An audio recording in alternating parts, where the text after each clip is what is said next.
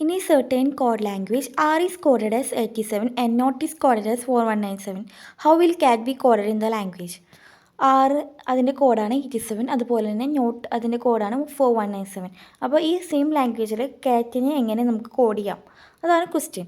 നമുക്കറിയാം A to Z വരെയുള്ള alphabets നമ്മൾ എഴുതി അതിന് 1 to 26 വരെ നമ്പർ ചെയ്തു.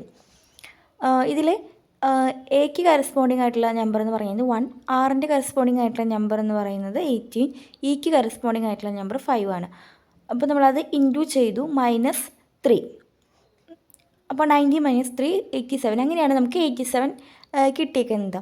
അതുപോലെ തന്നെ നോട്ടിൻ്റെ കാര്യം നോക്കാം. നോട്ടിൻ്റെ കറസ്പോണ്ടിങ് നമ്പർ 14 ആണ്. എന്നിൻ്റെ കറസ്പോണ്ടിങ് നമ്പർ 14 ആണ്. ഒയുടെ 15, ടിയുടെ 20.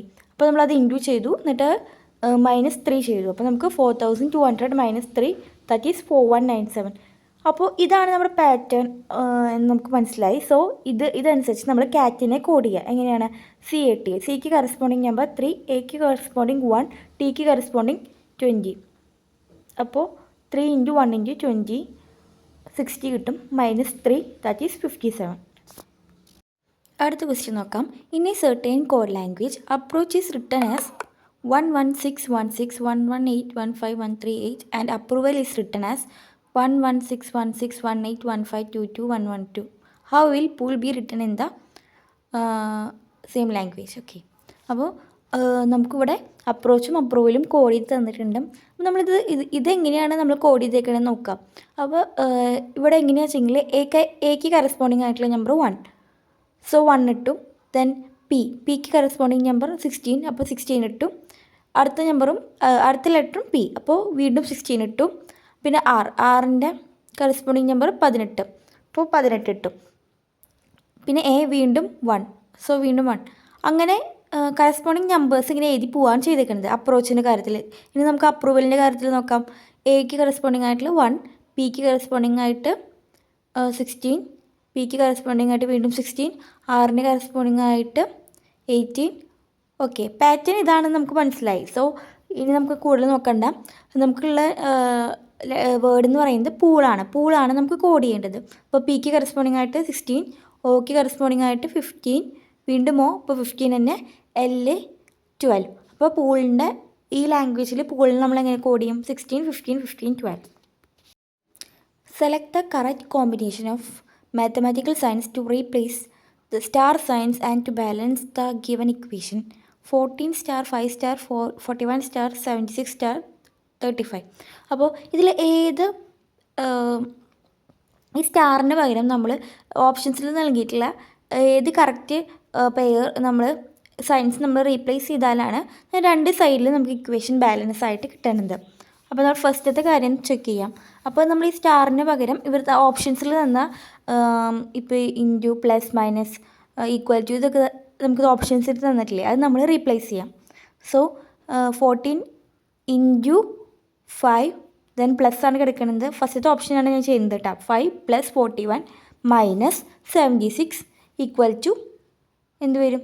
35. അപ്പോൾ നമ്മളത് ചെയ്ത് നോക്കാം. 14 × 5 - 41 അപ്പോൾ നമ്മൾ ഈ 14 × 5 + 41 - 76 ഈക്വൽ ടു 35. ആ ഇക്വേഷൻ നമ്മൾ ചെയ്യാം. 14 × 5 70 കിട്ടും. ദെൻ 70 + 41 111 കിട്ടും. 111 - 76 ഈക്വൽ ടു 35. 35 equal to 35. അപ്പോൾ ഇക്വേഷൻ ബാലൻസ് ആയി. ഫസ്റ്റത്തെ തന്നെയാണ് നമ്മുടെ ആൻസർ എന്ന് പറയുന്നത്. ഫസ്റ്റത്തെ ഓപ്ഷൻ, അതായത് into, plus, minus, equal to.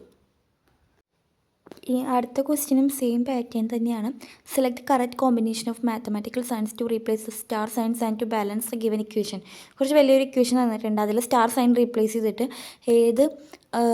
ഏത് ഓപ്ഷനിലെ സയൻസിൻ്റെ അതിൻ്റെ ഓർഡറിൽ ഇട്ടാലാണ് നമുക്ക് കറക്റ്റ് 2 സൈഡിലും ഇക്വേഷൻ ബാലൻസ് ആവുള്ളൂ. അതപ്പോൾ നമ്മൾ ഫസ്റ്റ് ഓപ്ഷൻ ട്രൈ ചെയ്യുമ്പോൾ 78 / 3 + 12 × 5 - 59 + 17 ഈക്വൽ ടു 44 എന്ന് വരും. 78. അപ്പോൾ നമുക്ക് ലെഫ്റ്റ് ഹാൻഡ് സൈഡ് ചെയ്യുമ്പോൾ നമുക്ക് ആൻസർ 44 എന്നും റൈറ്റ് ഹാൻഡ് സൈഡിൽ ഓൾറെഡി 44 ആണ്. സോ നമുക്ക് ഫസ്റ്റ് ഓപ്ഷനാണ് കറക്റ്റ് എന്ന് മനസ്സിലാവും. അടുത്ത question, which of the following numbers will replace the question mark in the given series. ഒരു സീരീസ് തന്നിട്ടുണ്ട് 78, 112, 64, ക്വസ്റ്റ്യൻ മാർക്ക് 50, 140. അപ്പോൾ ഈ ക്വസ്റ്റ്യൻ മാർക്കിൻ്റെ അവിടെ എന്താണ് റീപ്ലേസ് ചെയ്യേണ്ടത്, അതാണ് നമ്മുടെ ക്വസ്റ്റ്യൻ.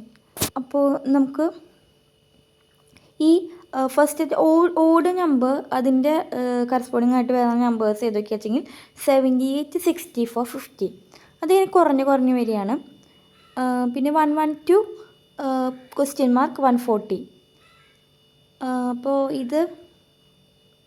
അത് തമ്മിൽ കൂടി വരികയാണ്. അപ്പോൾ നമ്മൾ ക്വസ്റ്റ്യൻ മാർക്ക് എടുക്കുന്ന ആ ഒരു സീരീസ് നോക്കാം. 112 ക്വസ്റ്റ്യൻ മാർക്ക് 140. അപ്പോൾ നമ്മൾ എന്ത് ചെയ്യണം, 140 മൈനസ് 112 ചെയ്യണം. അപ്പോൾ 28. അപ്പോൾ ഈ രണ്ടും തമ്മിലുള്ള ഡിഫറൻസ് എന്ന് പറയുന്നത് 28 ആണ്. അപ്പോൾ നമ്മൾ എന്ത് ചെയ്യുക, 28നെ 2 കൊണ്ട് ഡിവൈഡ് ചെയ്യുക. അപ്പോൾ 14. അപ്പോൾ ഈ 112ഉം അത് കഴിഞ്ഞ് ക്വസ്റ്റ്യൻ മാർക്കും തമ്മിലുള്ള ഡിഫറൻസ് എന്ന് പറയുന്നത് 14 ആണ്. പിന്നെ അതും ക്വസ്റ്റ്യൻ മാർക്കും 140 തമ്മിലുള്ള ഡിഫറൻസ് 14 ആണ്. അപ്പോൾ നമ്മൾ എന്ത് ചെയ്യുക, 112 + 14.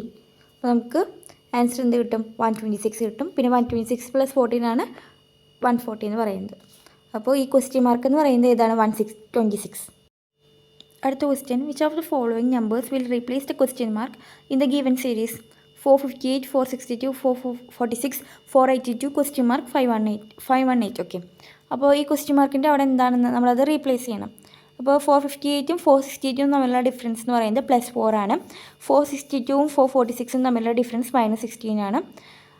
ദെൻ 446ഉം 482ഉം തമ്മിലുള്ള ഡിഫറൻസ് +36 ആണ്. അപ്പോൾ നമ്മൾ ഈ ഒരു ഡിഫറൻസിൻ്റെ ഒരു ഇത് നോക്കുകയാണെങ്കിൽ +4 എന്ന് പറയുന്നത് -2² ആണ്.